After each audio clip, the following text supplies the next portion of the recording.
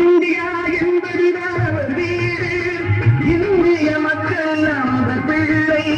கண்ணும் கருத்துடன் காக்கும் மனத்துடன், கண்ணும் கருத்துடன் காக்கும் மனத்துடன் என்னும் தலைவர் இந்த காமராஜா.